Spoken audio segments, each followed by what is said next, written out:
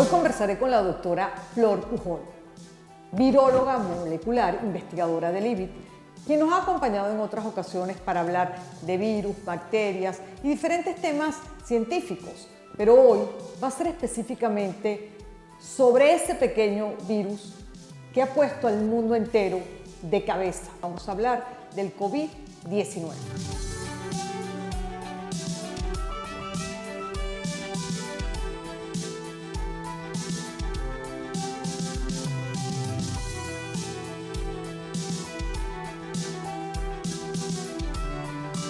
¿Qué se sabe? ¿Qué no se sabe? Las vacunas y muchos otros temas, sobre todo la prevención. Flor, bienvenida de nuevo. Gracias por la invitación para participar en este programa. Flor, ¿qué se sabe en estos momentos, a ciencia cierta, sobre el COVID? Tras una enorme crisis sanitaria, miles de muertos, crisis económica, cuarentena y un montón de situaciones provocadas por la crisis sanitaria, económica y social en el mundo. Todavía nos queda mucho por aprender de este virus. Por ejemplo, no tenemos un tratamiento específico contra este virus que inhiba su replicación. No sabemos, cada día aprendemos más sobre posibles secuelas que pueda estar causando esta infección viral. Y otra pregunta bien importante que no sabemos en este momento es las personas que se han curado de la enfermedad, ¿cuánto tiempo dura esta inmunidad a la reinfección?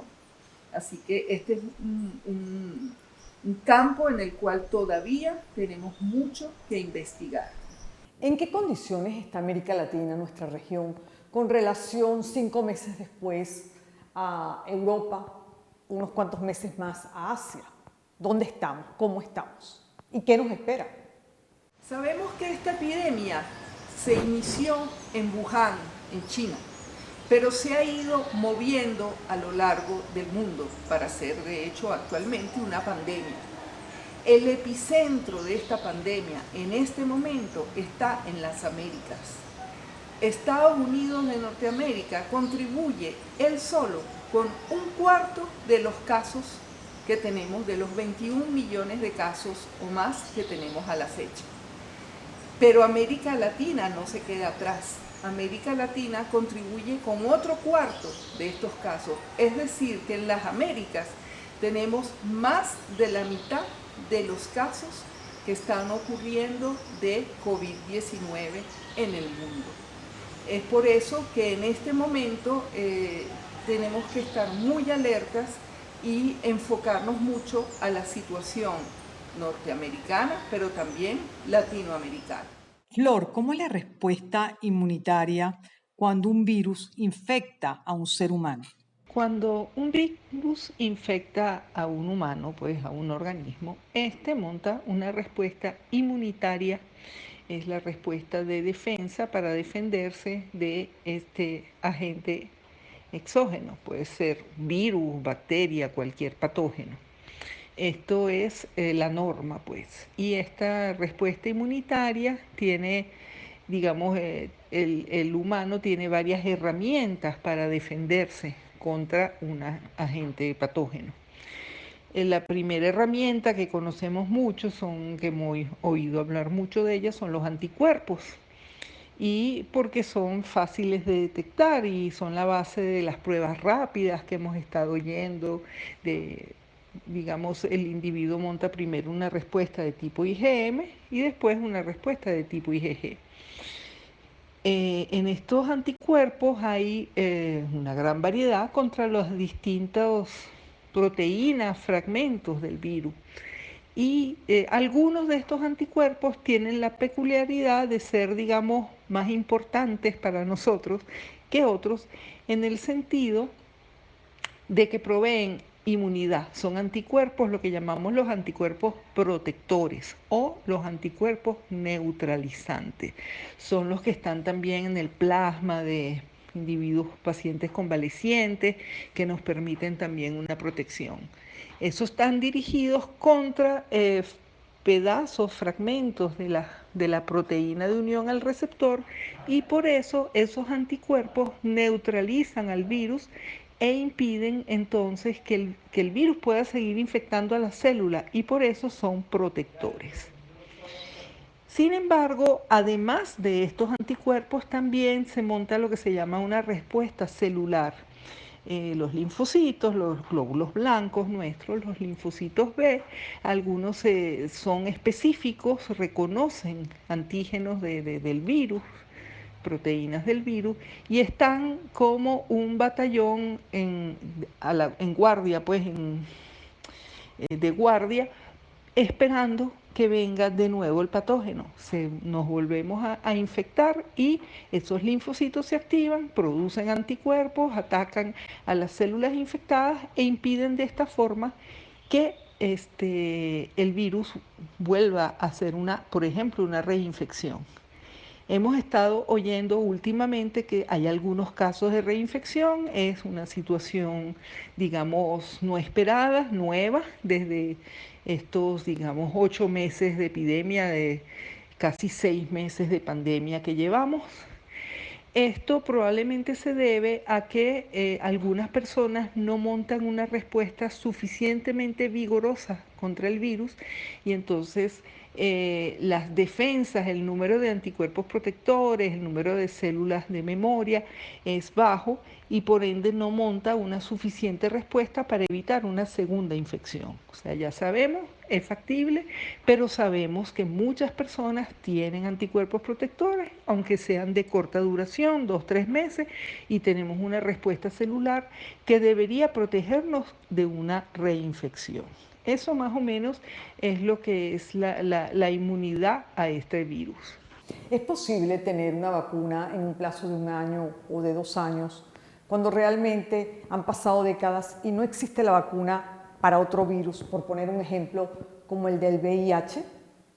No sabemos si vamos a tener éxito en producir una vacuna efectiva contra la COVID-19, contra este SARS-CoV-2, el coronavirus causante de la COVID-19.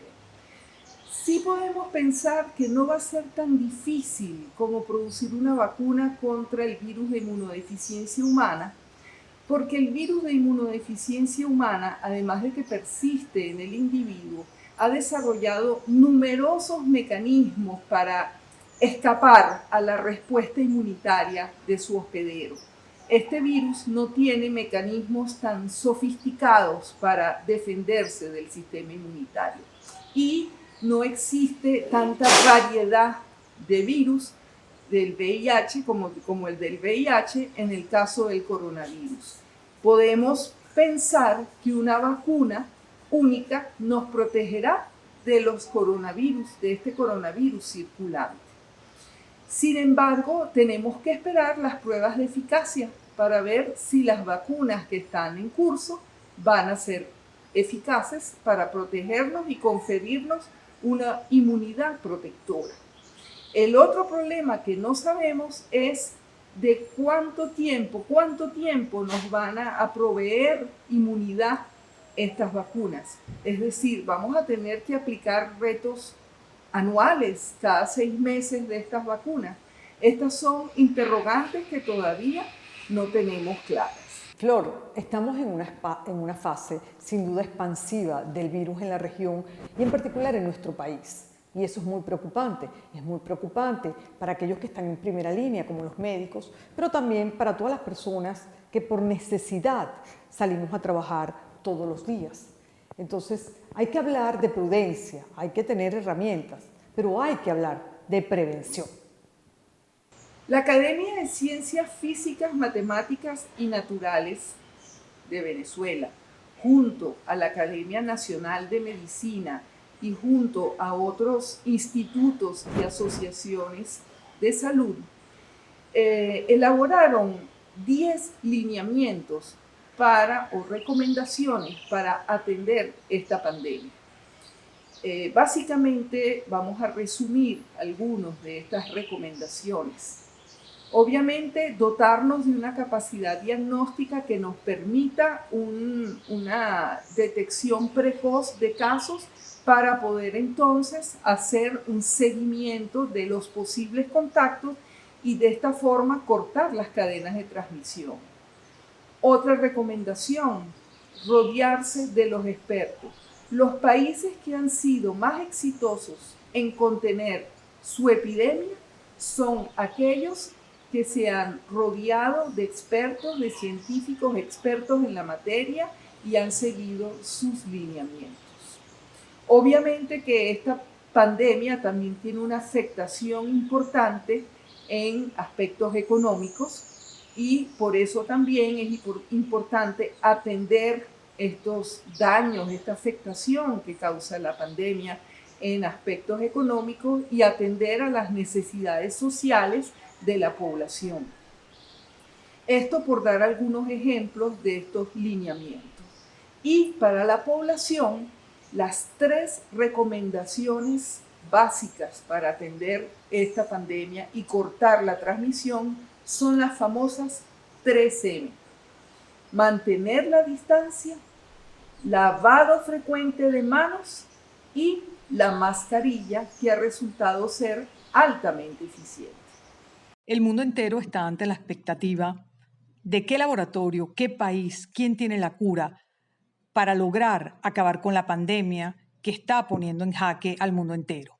¿Quién tiene los avances en este momento? Sabemos que hay una batalla, una carrera contra el tiempo de quién es el primero que va a desarrollar una vacuna contra la COVID-19, que proteja contra esa enfermedad. Son varias compañías, varios países y digamos que, ¿por qué esta carrera? Bueno, primero porque el mundo científico, médico se ha volcado al estudio de este virus porque, bueno, sabemos cómo ha puesto al mundo patas para arriba, pues, y la grave situación de la mortalidad, los casos mortales de infección por este virus.